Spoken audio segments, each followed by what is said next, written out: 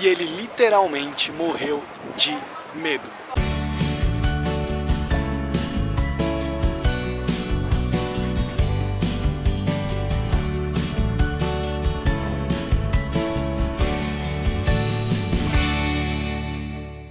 Hello guys, how's it going?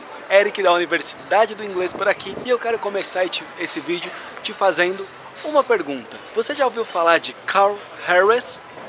Eric, não tenho a menor ideia quem é, então calma que você já vai entender.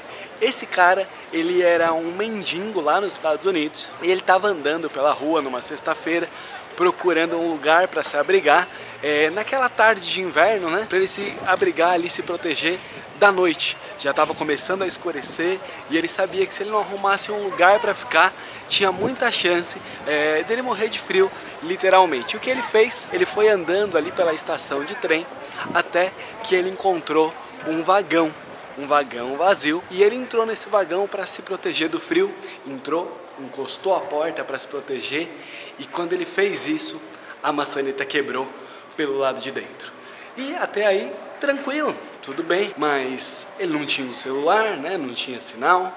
Ele bateu na porta daquele vagão, e ele bateu na porta daquele vagão, e ele gritou, e ele gritou, e ele gritou, mas obviamente ninguém conseguia ouvir a ele, né? Todo mundo já tinha ido embora, o pessoal só ia estar de volta na segunda-feira, e quando ele começou a se desesperar, foi quando ele olhou em volta e ele percebeu que era um vagão frigorífico. Ele achou que literalmente ele ia morrer de frio. Naquele momento, imediatamente, quando ele viu que ele estava num vagão frigorífico, ele já começou a sentir frio, já começou a sentir aí as mãos formigando, e ele olhou em volta procurando alguma coisa para ajudá-lo, e a única coisa que ele encontrou naquele lugar foi uma caneta piloto, uma caneta marca-texto, e aí ele começou então agora a escrever o que ele estava sentindo nas paredes do vagão.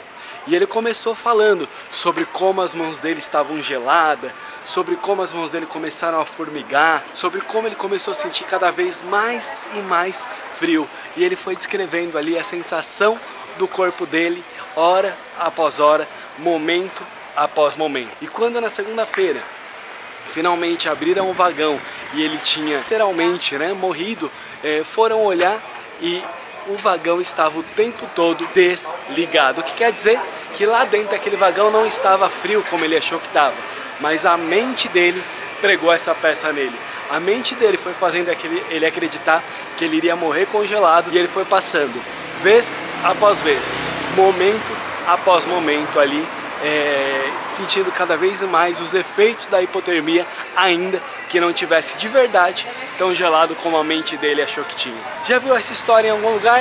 Essa é uma história super famosa que fala para nós dos desafios e do poder da nossa mente. Como a nossa mente pode nos levar rumo à direção que a gente realmente quer ir, e como ela pode nos levar exatamente na direção contrária. Eu estou chegando aqui na Universidade do Inglês, eu vou subir e a gente continua esse vídeo lá de dentro. Vamos lá comigo?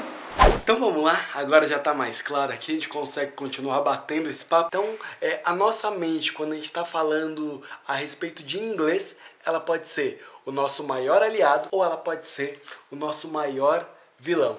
Eric, what do you mean? Como assim? O que você quer dizer? O que isso tem a ver diretamente com o meu inglês, com o nosso inglês, com o falar inglês, né? O nosso emocional muitas vezes é o que mais nos boicota no processo. Por exemplo, deixa eu contar a história de uma moça que me falaram esse fim de semana.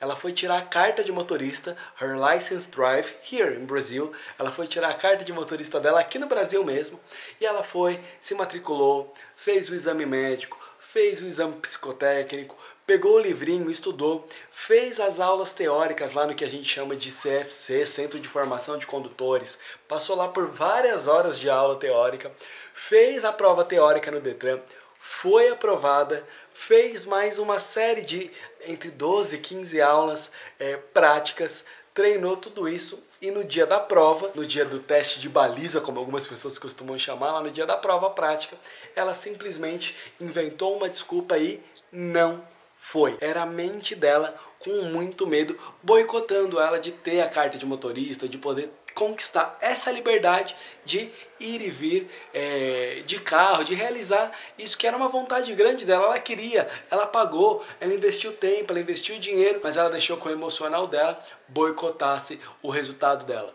Em relação ao inglês, é a mesma coisa. Eu já vi casos de alunos que estavam indo bem, que estavam melhor em relação à semana anterior, que estavam fazendo progresso, que estavam na direção certinha da fluência. Era só continuar e em 8 semanas, 10 semanas ou no máximo 6 meses estariam falando inglês. Se não fosse a intervenção de um professor, de um especialista em aprendizagem acelerada, que estava apto para cuidar do emocional deles, eles teriam fracassado. Porque o que eles encontravam era desculpa atrás de desculpa para tentar parar na jornada, para tentar parar no caminho. Você conhece alguém aí que já desistiu de um curso de inglês?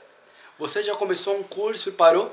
Eu costumo dizer que a vida vai passar, o tempo vai passar de qualquer jeito. E você que vai escolher como você quer estar depois desse prazo estabelecido para você. Então é importante que você tenha uma meta clara, específica e detalhada de quando você vai falar inglês. Segundo ponto, depois que você tiver uma meta clara, estabelecida e detalhada, é importante que você blinde, que você cuide do seu emocional para que você não se boicote, para que você não foque somente aonde está a sua dificuldade e deixe de celebrar cada uma das pequenas vitórias. Celebrate each victory. Celebre cada vitória.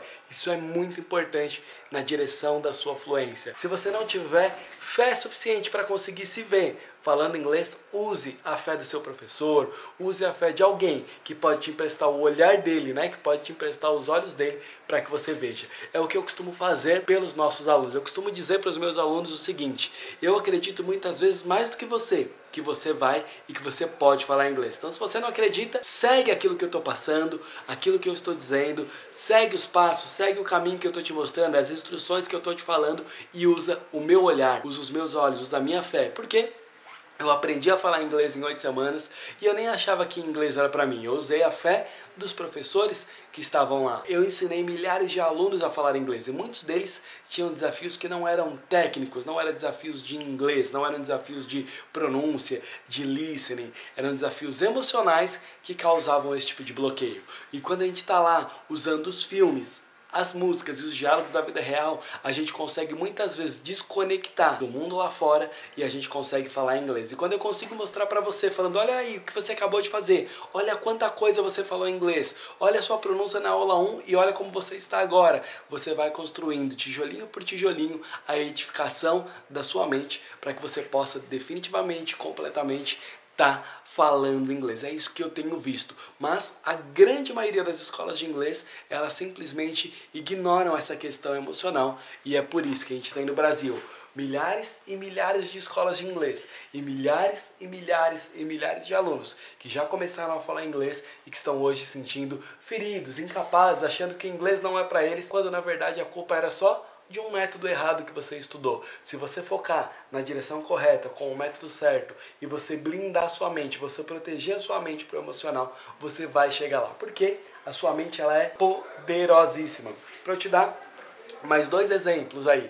Primeiro, pegaram um cara, vendaram ele e começaram a mostrar para ele ferro. E fazia um barulho de ferro batendo com ferro, ele conseguia sentir o cheiro do fogo e foram falando para ele que iam marcar o braço dele com aquele ferro. E a gente vai encostar esse ferro fervente aí no seu braço. E eles foram colocando aquilo, esquentando, esquentando, esquentando, e ele vendado e eles ameaçando ele e falando com riqueza de detalhes quão quente estava e como eles iam fazer aquilo, e encostaram uma pedra de gelo no braço dele, o que levantou bolhas de queimadura de mais de 3º grau. E era gelo encostando no braço dele, porque a nossa mente ela é poderosíssima. Então quando você se vê falando inglês, quando você se imagina, como que vai ser a minha vida quando eu estiver falando inglês? Faz esse exercício aí. Se imagina sendo aprovado numa entrevista de emprego. Se imagina você conseguindo aquele cargo que você tanto sonhou. Você chegando nos Estados Unidos, passando tranquilamente pela imigração, pela alfândega, alugando o carro, pegando informações no hotel, pedindo comida no restaurante e recebendo o prato que você quer comer. Quando você consegue criar essa imagem mental com riqueza de detalhes, uau! Agora você sabe para onde você ir, para onde você quer ir, para onde você tem que ir. E aí é muito diferente o resultado do que quando você só se imagina, ai, eu vou gaguejar, alguém vai falar e eu não vou entender. Muitas vezes você já está fazendo coisas que você julgava ser impossível há dias atrás, mas você simplesmente não deu esse recado, não mandou essa mensagem para o seu cérebro de que você está fazendo progresso. Então, celebre cada vitória.